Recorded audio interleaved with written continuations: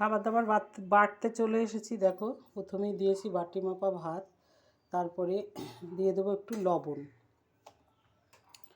আর দিলাম 2 টুকরো শসা,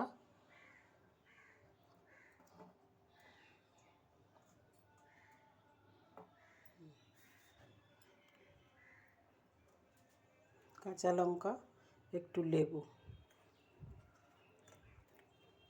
দিয়ে দেবো একটু পটল ভাজা আর একটু কাঁকরোল ভাজা। তারপরে দিলাম দেখো চাল কুমড়ো আর ধনেপাতা দিয়ে ডাল।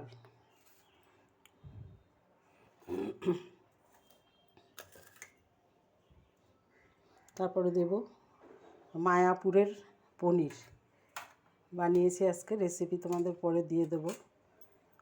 আর